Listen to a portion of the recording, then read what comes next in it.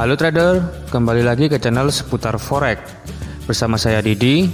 Di episode kali ini kita akan membahas topik menarik, yaitu mitos penentu pergerakan harga emas.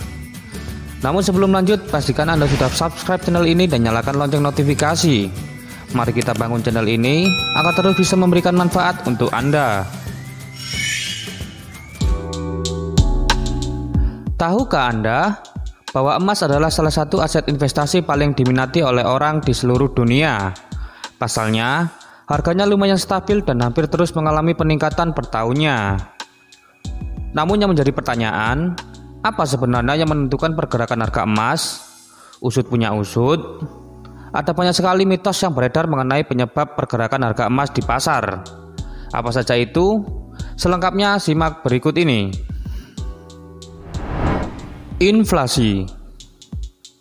Harga emas pernah naik 18 kali lipat di tahun 70-an saat masa damai tanpa perang. Namun, dalam 20 tahun berikutnya, walaupun inflasi merosot, tetapi harga emas terus meningkat. Faktanya, studi mengenai korelasi 12 bulanan antara harga emas dan indeks IHK Amerika Serikat dalam 45 tahun terakhir menunjukkan angka 0, yang artinya tidak ada hubungan antara harga emas dan inflasi. Tingkat suku bunga. Logam mulia tidak memberikan imbal hasil dalam bentuk bunga, maka siapapun yang membelinya kehilangan pendapatan bunga. Hal ini disebut sebagai opportunity cost dari pemiliki logam mulia. Dan opportunity cost ini jumlahnya semakin besar ketika suku bunga tinggi. Namun faktanya, tidak ada hubungan jelas antara harga emas dan suku bunga. Fakta sejarah menunjukkan bahwa harga emas dan suku bunga bergerak ke arah berlawanan. Namun, memang terkadang keduanya bergerak searah secara bersamaan. Pasar saham. Banyak orang menganggap bahwa pasar saham memiliki korelasi dengan pergerakan harga emas. Namun menurut studi, korelasi 12 bulanan antara harga emas dan indeks S&P 500 selama 45 tahun terakhir menghasilkan angka rata-rata 0. Artinya, tidak ada hubungan antara harga emas dan pasar saham. Mengapa demikian? Karena banyak investor memanfaatkan bahan baku industri perhiasan ini sebagai pelengkap portofolio investasi mereka. Investor tentunya menginginkan portofolio investasi yang berimbang, di mana faktor risk reward-nya terjaga. Oleh karena itu, mereka akan cenderung mempertahankan berbagai aset berbeda dalam portofolionya. Salah satunya adalah emas. Konflik geopolitik.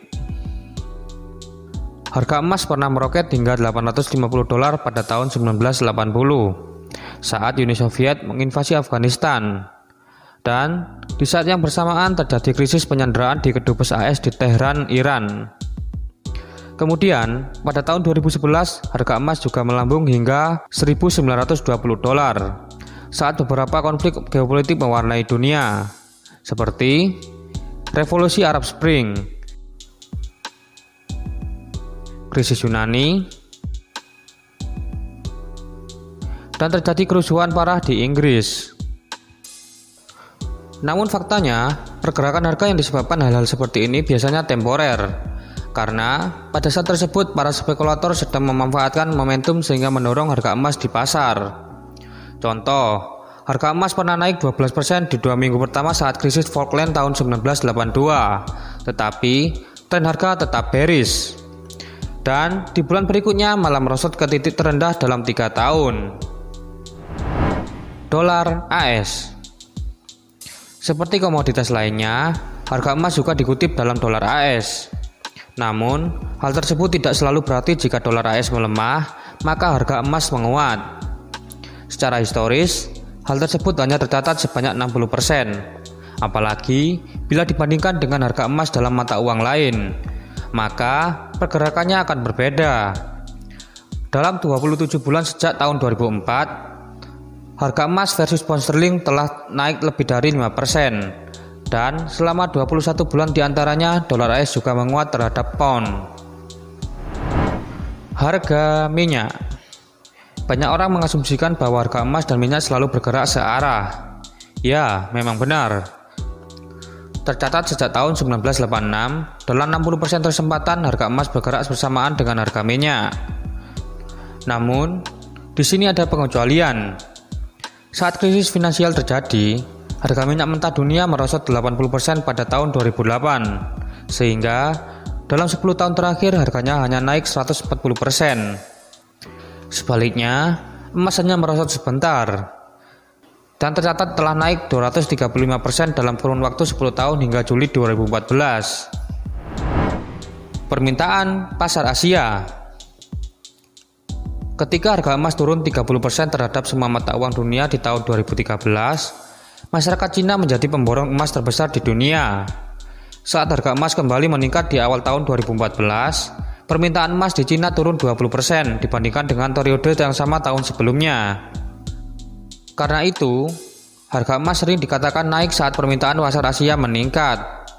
Padahal, jika dicermati, permintaan pasar Asia justru cenderung mengikuti pergerakan harga, bukan menentukan harga. Terbukti, harga emas terjun ke level terendah 3 tahun pada musim semi tahun 2013, tepat ketika India mencatat impor emas terbesarnya. Padahal, India saat itu adalah sumber permintaan emas terbesar dunia. Hal ini bisa terjadi karena harga emas masa kini tidak lagi dikendalikan oleh permintaan emas fisik. Justru, orang-orang yang menentukan harga emas adalah para investor yang menjual aset-asetnya, kemudian beralih membeli emas di pasar berjangka. Cukup sekian episode kali ini. Terima kasih sudah menonton video ini hingga selesai. Semoga bermanfaat. Jika Anda menyukai konten seperti ini, silakan tinggalkan like, share, dan komentar di bawah.